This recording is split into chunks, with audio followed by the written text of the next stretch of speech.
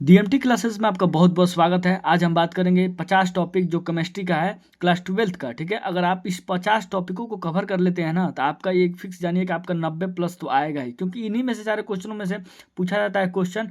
अगर आप ये पूरा वीडियो देख लेते हैं तो आपका 50 टॉपिक, आप उन्हीं सब 50 टॉपिकों को आप ट्रिक मार लीजिए विद्या में, बस उन्हीं सारे टॉपिकों को पढ़िए। देखिए, ये मेरा दावा है कि आपके बोर्ड एग्जाम में जरूर इन्हीं सारे टॉपिकों से आएगा। अगर नहीं आपको विश्वास है तो पूरा वीडियो देखिए और 50 टॉपिकों को एक बार देख के एनालिसिस करिए क्या आपके बोर्ड एग्जाम में आया है कि नहीं। अगर नहीं आया होगा तो आप कमेंट सेक्शन में बताइएगा कि सर ये इतने नहीं आया है, आप इससे थोड़ा और बेहतर लेके आइए। तो चलिए देखिए, मुझे लगता है कि यही सब आया है बोर्ड एग्जाम में, तो इसीलिए मैंने क्या किया आपके लिए आसान करने के लिए, ताकि आपको ज़्यादा नहीं पढ़ना पड़े, सिर्फ ये 50 टॉपिक को कवर कर लीजिए।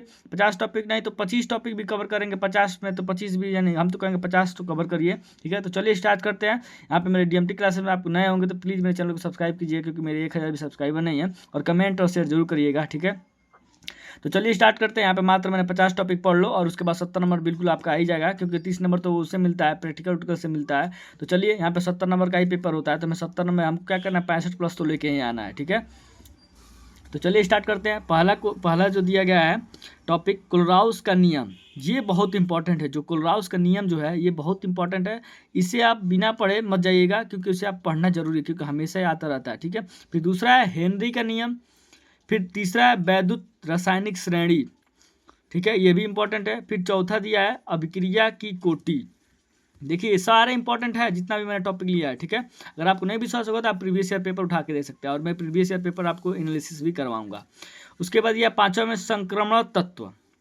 पांचवा टॉपिक है संक्रमण तत्व, ये भी आपको पढ़ के जाना है। उसके बाद लेथनाइड तत्व, उसके बाद अभिक्रिया की आणविकता। जितने आपके जो भी आपके पास विद्या है चाहे अवतार है, उसमें आप ये सारे टॉपिकों को ट्रिक लगा लीजिए और इन्हीं सब टॉपिकों को टारगेट करके पढ़िए। ठीक है, उसके बाद आठवां टॉपिक है आयरन ब्रोमाइड एक्स से पोटेशियम डाइक्रोमेट बनाने की विधि। ठीक है, अब देखेंगे, ये भी बहुत इंपॉर्टेंट है। फिर 9वां इलेक्ट्रोड विभव, ये बहुत इंपॉर्टेंट है, इसे आप जरूर पढ़ के जाइएगा।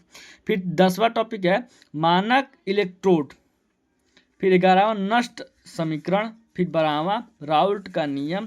फिर तीसरा है नहीं 13वां है लिगेंड। उसके बाद 14वां है लिगेंड के प्रकार, ये भी बहुत वेरी इंपॉर्टेंट है, इसे भी आप पढ़ के जाएंगे। फिर 15 नंबर जो टॉपिक है उप संयोजन संख्या, इसको भी आप पढ़ के जाएंगे। उसके बाद आईपीएससी ने, ये तो जानते हैं वेरी इंपॉर्टेंट, क्योंकि हर साल आता रहता है प्रीवियस ईयर में, इसको बताने की जरूरत नहीं है। फिर संयोजकता आबंध सिद्धांत, ये भी आप पढ़ के जाएंगे। वर्णन का उप संयोजकता का सिद्धांत। उसके बाद क्रिस्टल क्षेत्र सिद्धांत। उसके बाद उभयदंती नाभिकरणी। उसके बाद समूह ये नाभिरागी है। उसके बाद प्रयोगशाला में शुद्ध एथिल ब्रोमाइड बनाने की विधि, ये भी आप पढ़ के जाएंगे, क्योंकि ये भी इंपॉर्टेंट है। उसके बाद सेंडेमायर अभिक्रिया, ये भी इंपॉर्टेंट है। अल्कोहल की जल में विलेयता, ये भी आप पढ़ के जाइएगा। ठीक है, आपको ये पूरा टॉपिक पढ़ के ही जाना है एग्जाम में। अगर आप पढ़ के जाएंगे तो 100% दावा है कि आप आराम से 60 प्लस आराम से लेके आ सकते हैं। ठीक है, अब हम देखते हैं 24वां हेडिंग क्या है। 24 टॉपिक है हमारा टीएनटी बनाने की विधि, देखिए ये भी इंपॉर्टेंट है।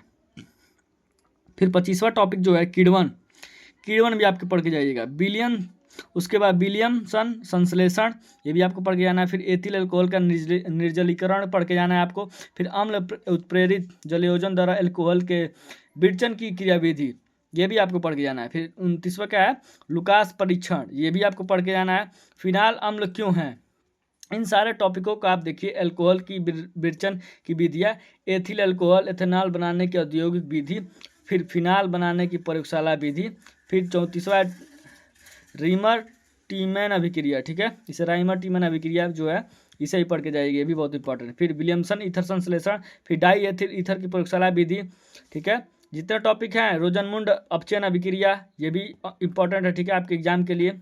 फिर इटाड अभिक्रिया। फिर 39वां एसिटिलीकरण अभिक्रिया, एसिटिलीकरण अभिक्रिया, ये भी इंपॉर्टेंट है। फिर क्रॉस एडोल्ट संघनन। फिर केनिजार अभिक्रिया।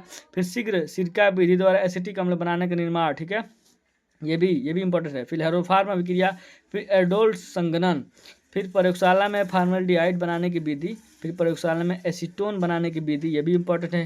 उसके बाद कार्बिल एमीन अभिक्रिया, सिमट अभिक्रिया। फिर टालन अभिक्रिया, ये भी टालन अभिकर्मक, ये भी बहुत इंपॉर्टेंट है। उसके बाद सिमट अभिक्रिया तो जरूर पढ़ के जाइएगा। उसके बाद कार्बोहाइड्रेट। उसके बाद विटामिनों के रासायनिक नाम और कमी से होने वाले रोग। ठीक है, आप इनको जरूर पढ़ के जाएंगे। ये 50 टॉपिक हो गए आपके। अगर ये 50 टॉपिक आप कवर कर लेते हैं तो आप निश्चित है कि केमिस्ट्री में 60+ तो आराम से लेके आ सकते हैं। ठीक है, आशा करते हैं वीडियो आपको अच्छा लगा हो। अगर अच्छा लगा तो कमेंट सेक्शन में ज़रूर बताइएगा, और मैं इन सारे 50 टॉपिकों को हो सकता है तो मैं पूरा कवर कराऊंगा। ठीक है, आपको बताना है कि वीडियो आपको कैसी लगी। ठीक है, अगर आप मेरे चैनल पर नए होंगे तो प्लीज़ मेरे चैनल को सब्सक्राइब कीजिएगा, क्योंकि मेरे बहुत ज़्यादा सब्सक्राइबर नहीं है। ठीक है, तो चलिए अब मिलते हैं नेक्स्ट वीडियो में। ठीक है।